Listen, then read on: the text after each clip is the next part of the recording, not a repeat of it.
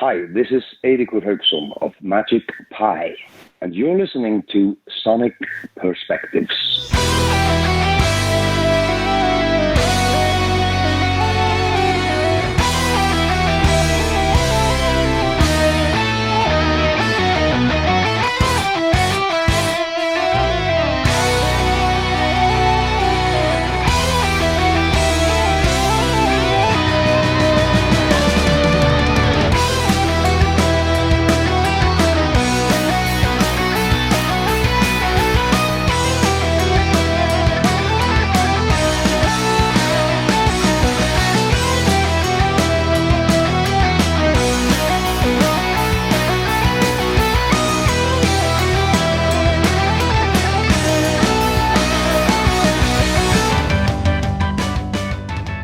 About 18 years ago, a band out of Norway crashed the prog scene with a sound that pulled on signature sounds of some of the greats, but Magic Pie, yep, that's the real name, quickly established its own persona.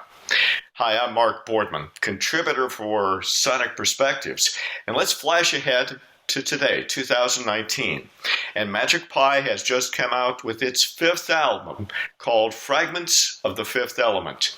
It's the group's strongest effort to date, showing muscle and humor and musicianship and all sorts of things that Magic Pie has become known for over the past several years.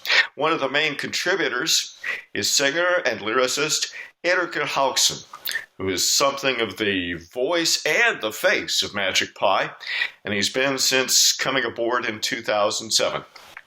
Eirikur, welcome to Sonic Perspectives. Thank you very much. I'm so thrilled to be on air with you all. Well, it's thrilling to have you here. I have to ask this, because somebody asked me, what is a Magic Pie? Well, Magic Pie, as far as have been told, it's. I think the guys got the name from a song by. I'm not sure. I think it's by Oasis.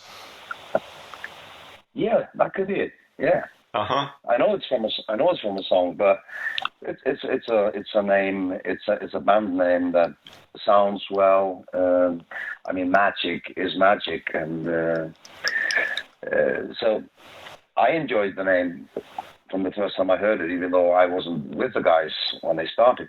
Right. In fact, you've been with the band now for about 12 years. Oh my God, is that long? Yeah. I got to know them just earlier. I was working for like 6 years as a singer for Ken Hensley and his live fire band.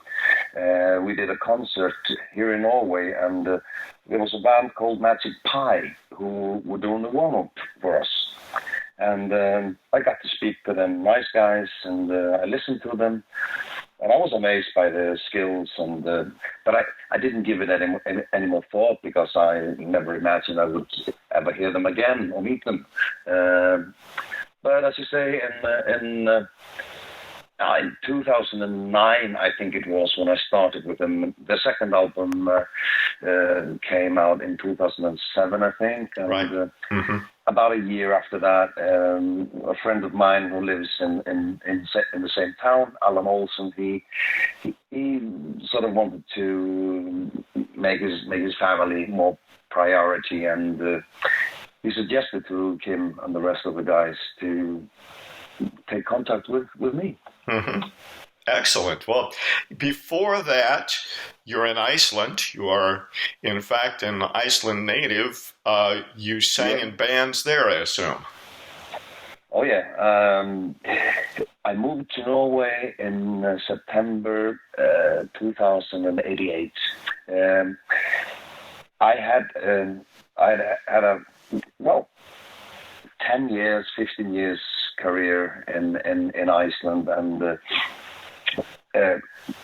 almost against my will, I did 2 songs for the man who was often referred to as the grandfather of Icelandic rock and roll. I did 2 songs on one of his albums in 1985, and both those songs were monster hits in Iceland, and they were good songs, both of them. One of them was even kind of proggy, but just overnight, I became this huge pop star. Mm-hmm. With my long hair and everything, and I had just quit my metal band back home, and it was a nice period for like 2-3 years, but the dream of playing heavy metal, singing heavy metal was always there, and in 2007 a Norwegian band took contact and asked if I would come over to Norway and see if I liked their music and maybe to join them. And I asked my wife, what would you say? Should we try living in Norway like a year or two? Yeah, sure. So we went over in September 2088, and those 2 years have been quite long. I'd say they've lasted longer than you might have thought. Well, in April this year, I had lived half of my life in Norway, so that's how it is. But if you're born in Iceland, you're always an Icelander. Mm-hmm. Now, I assume that there is a difference in languages between the two. Is that a difficult transition? It would have been worse, I think, for a Norwegian to go to Iceland. Iceland is quite a complicated language, but it is based on Norwegian in the way that if we go back to the year 1000, as an example, Iceland was found by Norwegian in 840. So the old books say, and at that time it was the same language. But Iceland being isolated and as an island means that we kept the language much better than the Norwegians did. So Icelandic is the language that is most related to the old Viking language. So you could say that Icelandic is more Norwegian than Norwegian is, because we kept the language that well. You mentioned when we talked earlier that actually your first name is pronounced differently in Iceland as opposed to Norway. Yes, it is, because if I say my first name in Icelandic, it's Eirikur, but A is a sound that doesn't exist in Norwegian, so here they call me Eirikur. And I've gotten used to it, and I mean, when I'm in the USA or Canada or whatever, I mean, Eric is the thing. That's the basic name. Yeah. Didn't you at one point, in fact, go by, a performance name of Eric Hawk? That is correct, my friend. Well, now that was my Norwegian band. The reason that I moved to Norway, I had a metal band called Arch. We had a record deal with Metal Blade, mm-hmm. And at that time, at the end of the 80s, it was quite different from today in that sense that the record company wrote to us and said, "Hey guys, your names sound ridiculous here in the States, so you have to find an artist name." Eric was easy for me, and Hawk is the name of a bird, and that's the name of my father. His name in Icelandic is Haukur, and that's Hawk. So Eric Hawk was quite acceptable for me. But I mean, the difference is that today, if you have a foreign name that is maybe kind of weird, that's considered a positive thing today. But back then, in the late 80s, it was, now, you have to change your name, guys. It's not going to work. Things have changed. Kind of funny. Yeah, it is. Things have changed. So back in the day, didn't you also perform in the Eurovision contests? Oh, you got me there. Oh, yeah, I did. It was it was in 1986 when Iceland first participated in the Eurovision Song Contest, and I was one of the 4 singers performing songs, and nobody knew who wrote it. And I did 3 songs, and none of them was the winner. But when my friend Palmi is his name, when he had won this competition, the Icelandic television company contacted me and a female vocalist, and they wanted to make it like a singing trio. Mm-hmm. So that's how I participated for Iceland for the first time. And then again, when I moved to Norway in '88, I started, besides being a heavy metal singer, I was singing in a very popular quartet. And the Norwegian television company asked us in '91, I think it was, they asked us again to participate. We didn't win anything. We were just hired guns, and so that was for the second time. And I thought that was the end of it. But in 2007, an Icelandic composer contacted me with a song that I liked very much, and I flew to Iceland, participated in the Icelandic competition, and then that time I did actually win. So that was the only time of these three occasions when I had a song that I considered to be mine, even if I didn't write it. I mean, I was a performer. Mm-hmm. So that was the best year of those three, I think. Was that was it a pop song as opposed to being more rock and roll? It was more like a symphonic rock ballad. It was a nice song called Valentine's Lost. So I didn't win anything, of course, but I mean it opened many doors for me. I came in contact with composers all around Scandinavia. So I mean that's the thing with Eurovision. Musically, pardon my language, most of it is really crap.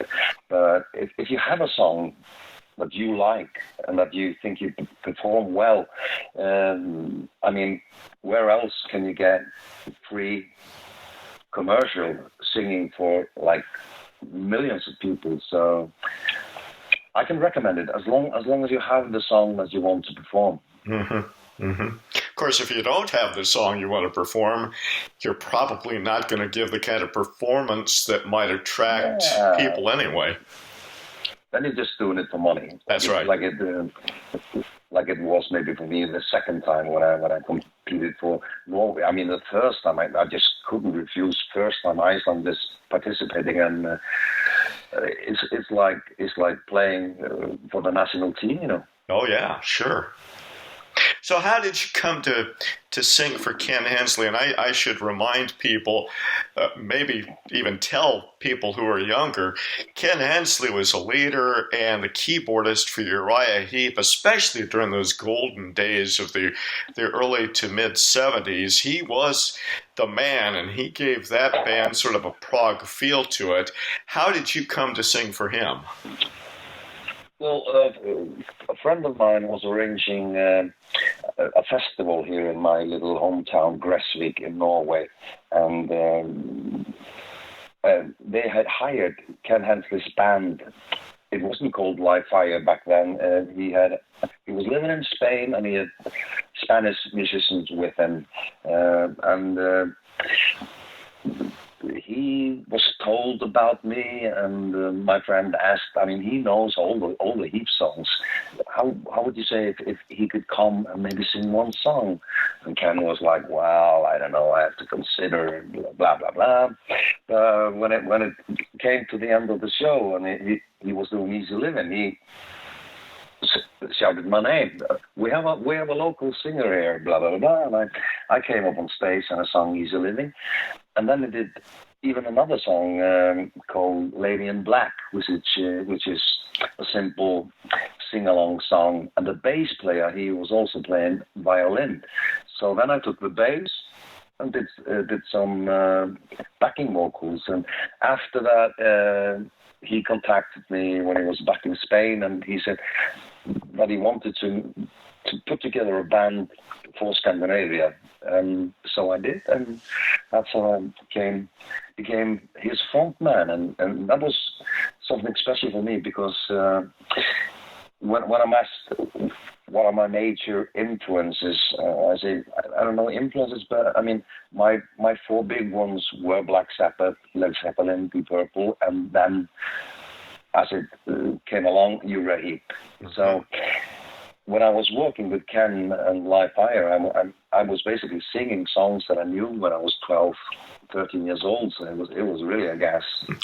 So you are getting to be the David Byron later on. Yeah, he was absolutely one of my favorite singers, and it was a task I took very, very seriously. I mean, and I remember one time we were in the rehearsing studio, and Ken wanted to try Rain, which is basically just him on piano and my voice. And Ken has never been and never will be one of bragging his singer, making compliments to his singers. But I remember when we rolled through the song, and he went for his cigarette and lit it up, and without looking me in the eye, he just mumbled in the microphone, said, "Eric, David would have been proud of you."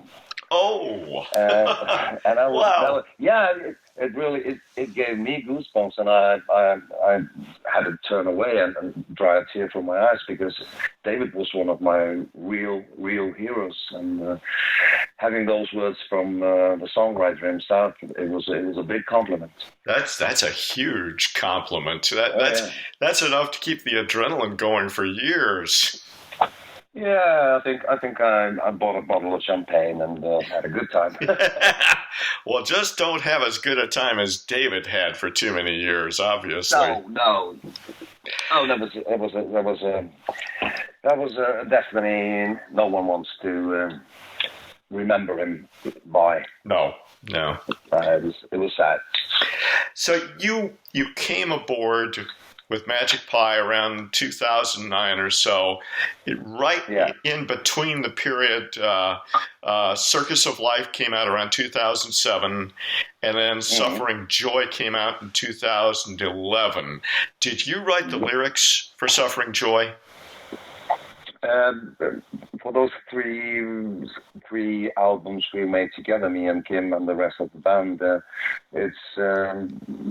it's always been like me writing almost all the lyrics, but on a couple of songs, Kim has a line he wants to keep. Very often, first line of a chorus, as an example, and he said, "Write anything you want," he says, but please keep this. I like this. And it could be a line here and line there, especially for Suffering Joy, because I came in. He was almost finished in his process when I started. So, but that's the way our musical relationship has been, and it works perfect for me, because I don't have the instrumental skills to write the music Kim does, and he immediately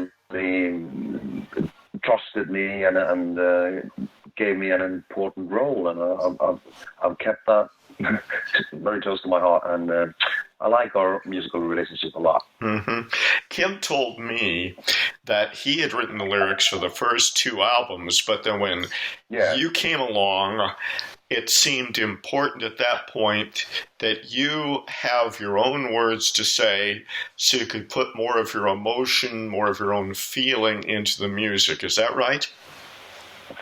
Yeah, it's absolutely right. And I mean, there are so many elements in the music of Magic Pie, and I gave him the feeling from the very beginning that it would be much better. I could do my own lyrics, and he never doubted it. But in some we can go if we're going into the songs of the new album. I can give you an example later in the interview. But he trusted me for the lyrics, and I'm thankful for that. And that's interesting because at least, talking with Kim a little bit and checking over things, Kim's very hands-on. He does most of the stuff with Magic Pie, including writing the music and the arrangements and everything. So to give you that responsibility, that too is a high compliment.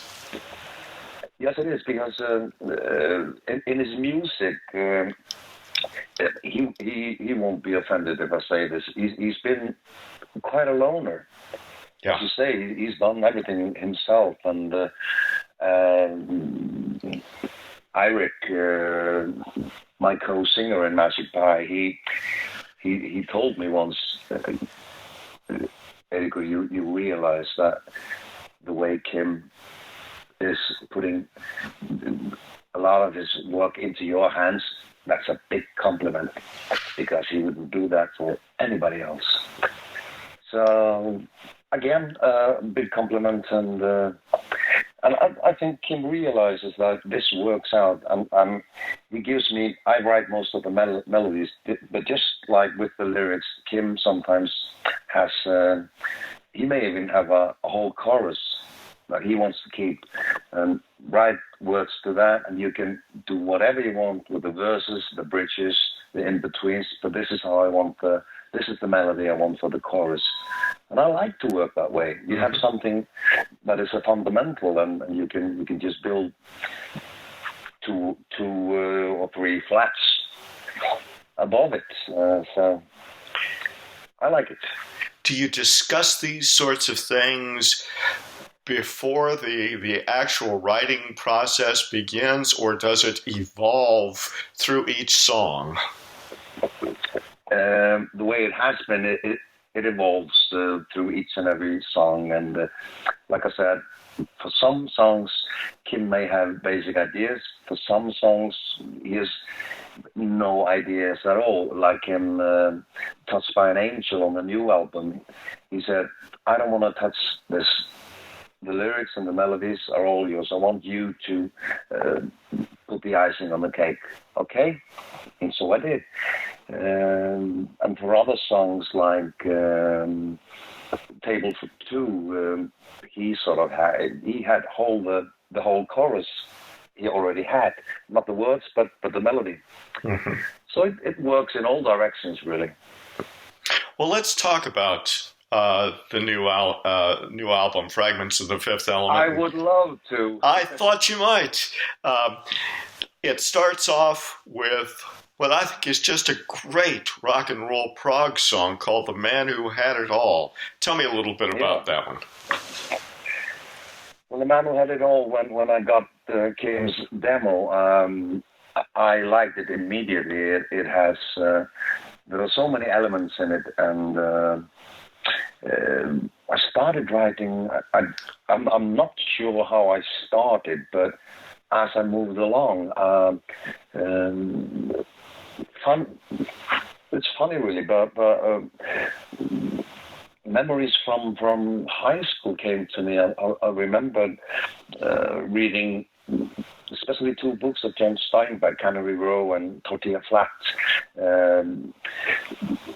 Both of them about characters living on the outskirts of what we call normal social life.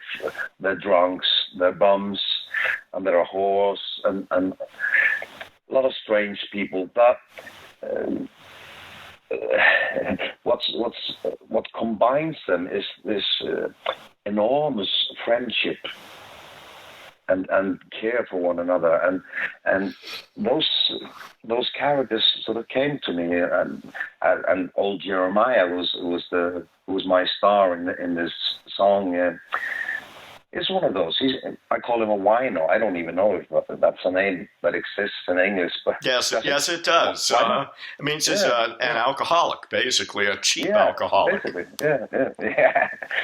Okay, then I hit the.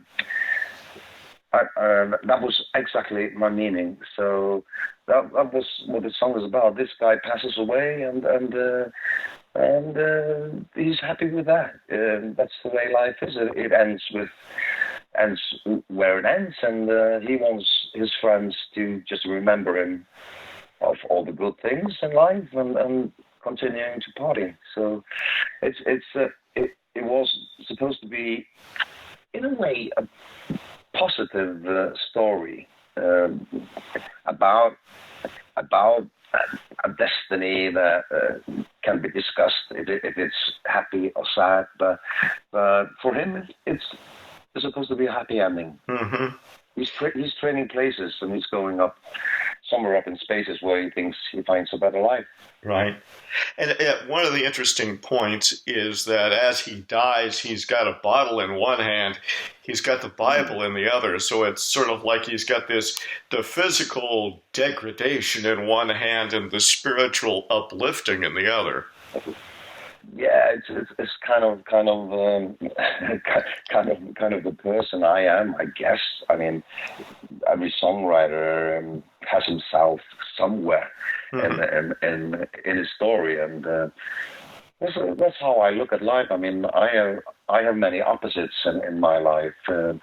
I'm responsible in a way, but I'm also known to take a drink or two quite occasionally. I mean, I have a family which I've stuck to. I have 2 daughters. I have 4 grandchildren. So, yeah, there are these opposites in life, which I seem to be writing about them all the time. Well, you certainly do on the second song of the album, P&C, because that's another contrast between 2 different sides. Mm-hmm. Absolutely, it's a guy that is all about. He just wants to have fun, and he wants to build a wall defensive between pleasure and consequences, because it seems in life, maybe that's a good thing. If it's something that you do, you think it's exciting, you think it's fun. In some way, one way or another, we always have to face consequences of the things we do to enjoy ourselves. I mean, like if you drink too much, you get hangovers. If you try drugs, you're at the risk of being a drug addicted. And that's the way I think life is built. You have to. There will always be consequences, and he's trying to build a wall defensive, but then he goes over the edge, and then he, of course, wants to tear down these wall defenses. I must admit, at the time when I wrote this lyrics, there was so much in the news here as well in the States, of course, about Donald Trump's idea of building a wall between Mexico and that's how I got the idea for wall defensive. It came straight from the news. P&C, because of the nature of the business that you're in, or at least the image of the industry, of rock and rollers who love to party and have the high life, and yet there are consequences. Is this to some extent a reflection of your image of the industry, maybe even of your own life? It would be most certainly of my youth in this business, when I was making a name for myself, like in the early 80s. Back then, I mean, the bottle of whiskey you brought with you was just as important as the gig itself. Today, things are completely different, and maybe especially in this era of music. I mean, prog rock. I mean, bands are playing so complex music that it's out of the question that you're intoxicated while performing. It just doesn't work. So there's a big difference. I mean, Magic Pie is a sober band, and we play. There's no doubt about that. We can have our parties afterwards.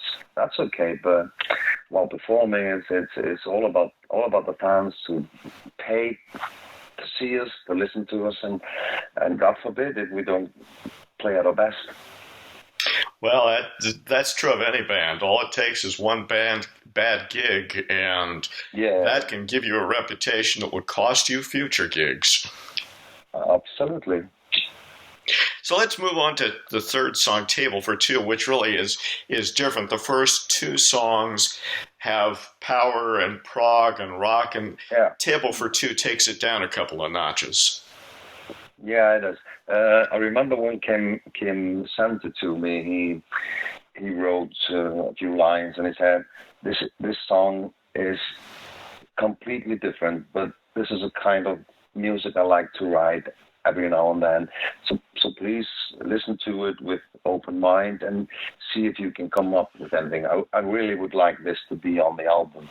And I must admit, I liked it from the very beginning. It's of course, I think maybe if you take all the 5 Magic Pie releases, this is the least Magic Pie song of them all. Yes. In my mind, but I like it. It's that's what I loved about the Beatles. That's also what I loved about Queen. They were doing records with everything from nursery rhymes to almost heavy metal, and this song sort of stuck out. So, and that's typical from Kim and my partnership. He had the melody of the chorus was already there, and he said, "I have no lyrics here, so you can write about whatever you want." But in his demo, he started the chorus by, "You don't have to be a star to shine." Okay, I thought, yeah, and I tried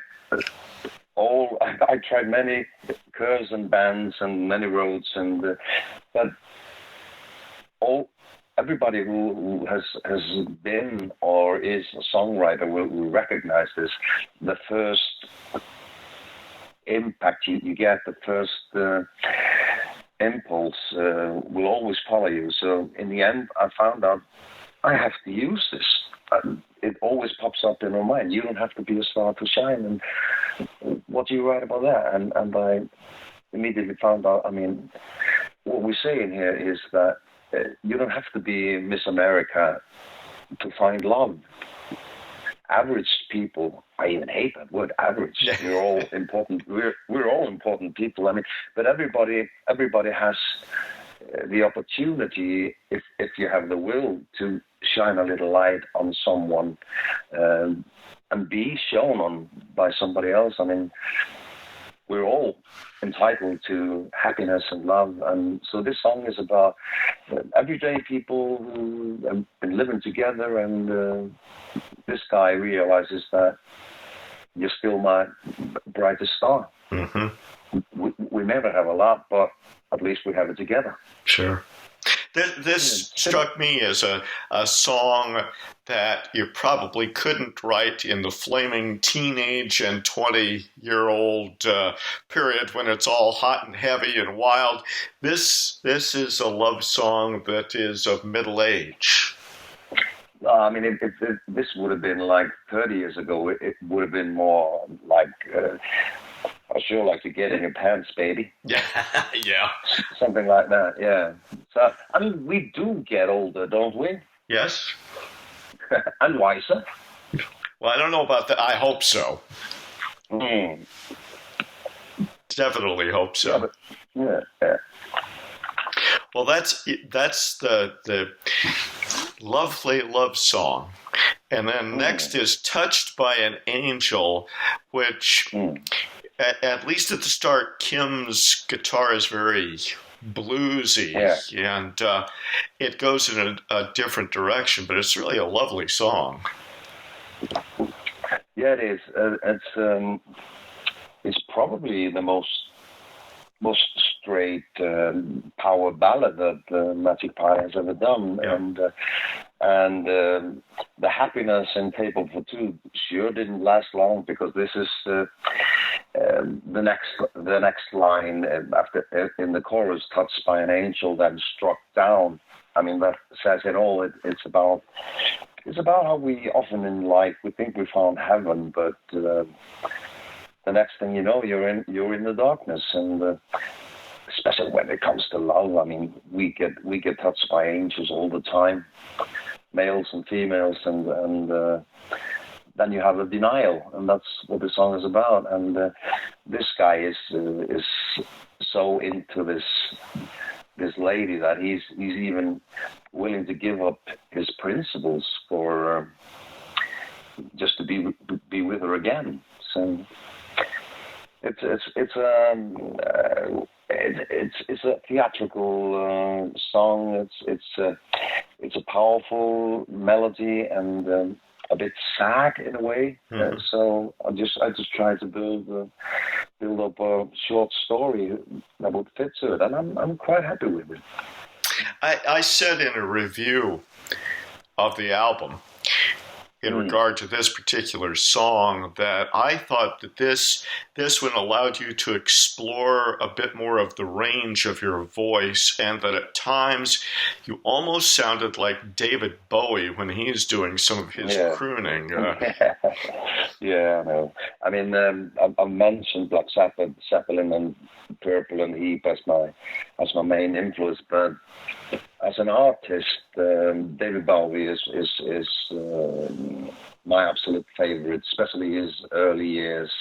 I think I've had it hidden in me, but it had to come out. I remember when, after I sung the first verse or the bridge or whatever it was in Kim's cellar, he turned to me and said, "Wow, that's great. And there's a lot of David Bowie." And I said, like defensively, "Yeah, but is that allowed?" "Yeah, of course. I want more." So a lot of people have said that, and that it reminds them of how David Bowie does his things, and but people think I've done a good job at it. But so for me, that's again a great compliment. I would gladly do more of it. And as you say, I mean, I really do like singing, in lower register, and I think I'll do more of that in the future, and then maybe pop up with my more metal, high-pitched voice, even in the same songs. I think that's a good thing to do. I mean, it keeps the listener awake. Well, especially in prog, to some extent, those variations are expected. You're supposed to have some different time changes and melodic structures, and yes, let's hear his vocals all over the place. Mm-hmm. When you say expected, it reminds me of when I first met the guys in Magic Pie.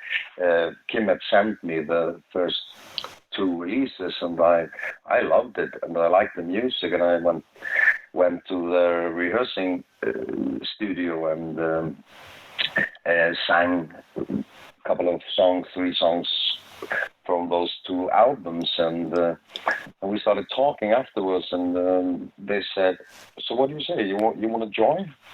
And I said, "Well, actually, I really want to join, but I have to be honest, I don't know much about prog. I mean, I'm raised with heavy metal and hard rock, and but that's okay. What did you listen to when you were like a kid, teenager?" "Well, I listened a lot to Kansas." "Well, that's prog." "Yeah." "Huh? Say what?" "And Jethro Tull." "Well, that's prog as well." So I mean, without realizing it, I guess I knew and loved a lot of prog bands from the 70s. So, but I think the different backgrounds, me in one direction and Kim in the other. I think that's good for our relationship and the way we work together. I often have my ideas come from like the metal world, and I think it combines perfectly with his music. So at least I'm not influenced by Dream Theater or Spock's Spirit or anything like the rest of the band is. And I think that's a positive thing. Sure. It gives some variety to the sound. Another element. Indeed, of the fifth element. Yeah. So let's talk a little bit about the finale to the album. And this is the prog piece. Everybody's got to have a long piece in a prog album to sort of set things up. And this is called The Hedonist. Yep. And I'll tell you and the listeners that when we started writing for this album, the first thing we decided was this is going to be the length of an LP. It's cheaper for the fans to buy, and we'll limit it to those 44 minutes or whatever it is, and that's it. And we're not going to have an epic. That was Kim's idea. We're not going to have an epic. But when it came near to the end, he couldn't resist. He had this bits and pieces that he just had to glue together, and of course there's an epic. So this is the B-side, like the famous Beatles B-side, and it's another prog epic with a lot of different elements. It's everything from heavy metal to beautiful slow melody and of course a lot of drama. I mean, the Hedonist is sort of the guy I am, like we talked about earlier. I mean, there are pleasures and there are consequences, and the Hedonist has to face it in the end. I loved the lyrics on this, which show, hedonist you think is just somebody who's out for pleasure and nothing but pleasure, and that ignores the fact that sometimes that search for pleasure hides some pain underneath the surface. At one point you say, "Are you still here? I'm ready. Help me rise out of the abyss into your paradise. Guide my journey safely to your shore. The wayward traveler wants to pay his score. Please leave an open door." That's not a happy person. Absolutely not. I mean, I can admit to the listeners, as an example, one period in my life, I think it was 2001, I lived with my beautiful, lovely wife for many, many years, and we had 2 kids, and it was the old story about through a crowded room, blah, blah, blah, blah, blah. I simply came seriously in love with another woman, which ended up with me leaving my family and determined to try to start a new life. But at the end of the day, it just didn't work, and the grass wasn't greener on the other side, and I crawled back and thanks to whatever it is that I was given a second chance, and we're living together now, happier than ever. And so that's probably me, the guy who's asking for help. You make some decisions in your life, and you think you're so right. You're so right. Don't let anybody tell you different. But then you realize that it wasn't paradise. It was the abyss. So please help me find my way back.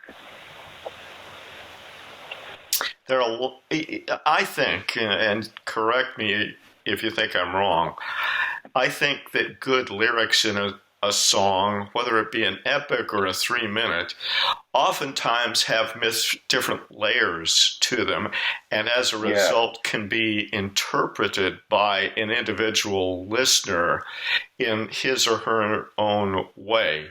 I mean, when I hear the story that you tell, I look over the lyrics and go, okay, that now makes a lot of sense. but I also can look at those lyrics and go through a point in my life where I got off the beaten track and I was looking for some sort of salvation in life, afraid that I was just going down a black hole and would never come back again. Yeah, I mean, be it the hedonist or be it the table for two, which are two very different approaches. I have always and will always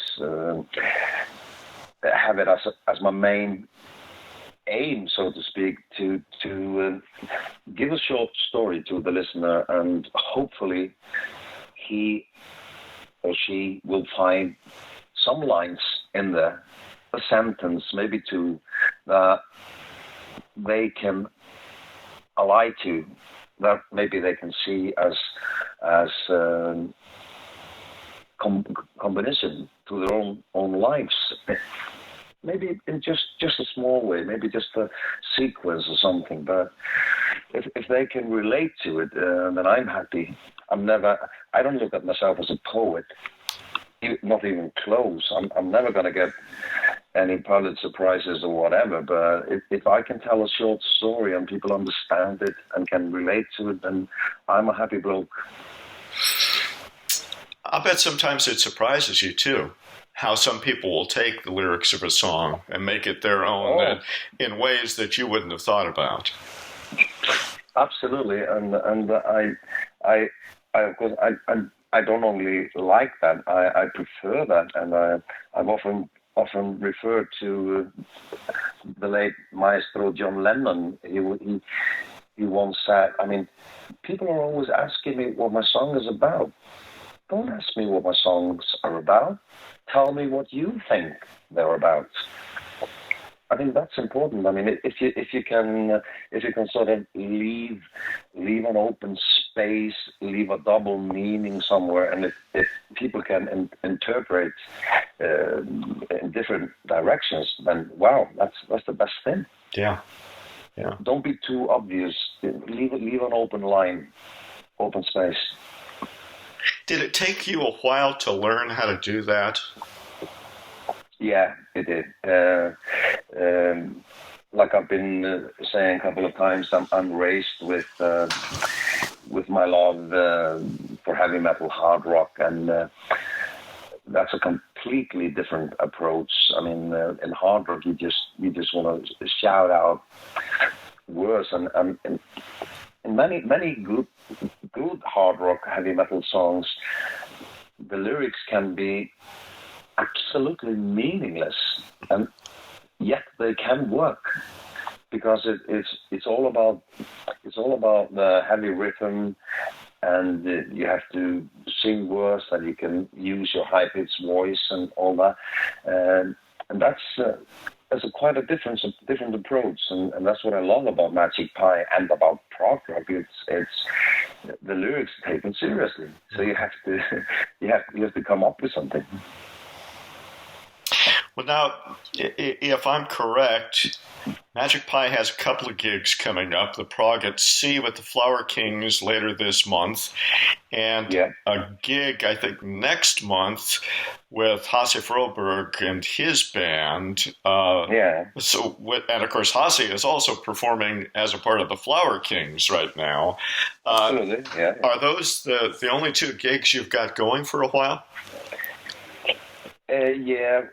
With a purpose, because we have said no thanks to some offers, but if the right offer comes, I mean, we're here, we're existing and always able to do a gig. But what me and Kim want to do now is there have been 4 years between the releases.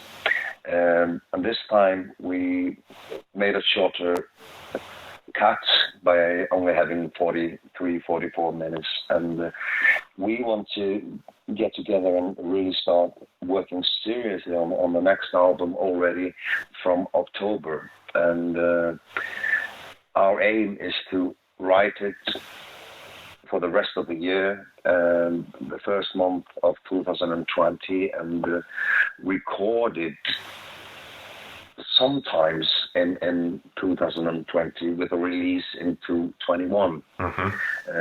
That's a goal. And not only are we going to be sharper and quicker with the next release, we are determined that number 6 is going to be the mother of all mothers, as for Magic Pie. Kim is quite on the edge, and I can sense as I know him that well, and I think he's coming up with something special, and I'm gonna be available for him at an earlier time in the process this time. So we're gonna work closer together than we have ever done before, and before we dig into it, I'm very optimistic about it, and it is my goal, it's my aim that this will be a goosebump album all through, and I will definitely speak of it as the best we've done, and if the listeners around the world or the critics don't agree, that has to be the result of that. But me and Kim, we have to have that feeling that, okay, this is it. This is the best. Get it out. In the meantime, will you do much in the way of singing for other groups or other projects, or is it all pretty well focused on this? No, I'm luckily I'm allowed to be what I've always been, a hired gun here and there. I'm actually a member of another Norwegian prog band called Curse Pink. I did an album with those guys in 2013, and we have recorded another album which will be released next year sometimes. But it's a band that records an album. We have a release concert, and that's it. So it doesn't affect the Magic Pie in any way, and it's a different kind of, completely different kind of prog. So there are no issues to that. I mean, we mentioned Ken Hensley. I don't work with him anymore, but I'm in all kinds of projects. I'm going into the last year now of a Beatles tribute, which has gone for 7 years. We call it was 50 years ago today. We do everything year by year. Everything, each and every song that Beatles recorded, even the 2 singles I did in German. So, I mean, and I get hired to all sorts of things, and I enjoy that. It keeps me awake, and nothing of the things that I do touch the edges of Magic Pie in any way. So I'm always dedicated to that. It's my first priority. Absolutely. But you got to keep busy. Oh, yeah, absolutely. Well, I appreciate your time. Eirikur Hauksson is the lead singer and lyricist of Magic Pie, and their new album, and it is a great album. It's called Fragments of the Fifth Element. It is out now, and you can find it, and you ought to buy it. My name is Mark Boardman. For the latest music news, reviews, and interviews, check out our website at sonicperspectives.com. And as we leave, here's a cut from the album, the lead track, The Man Who Had It All.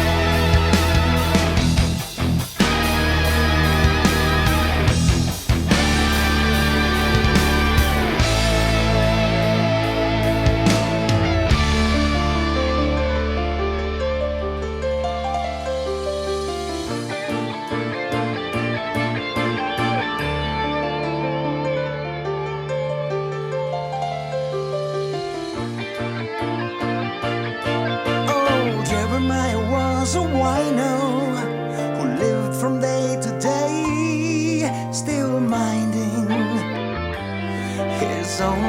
listening.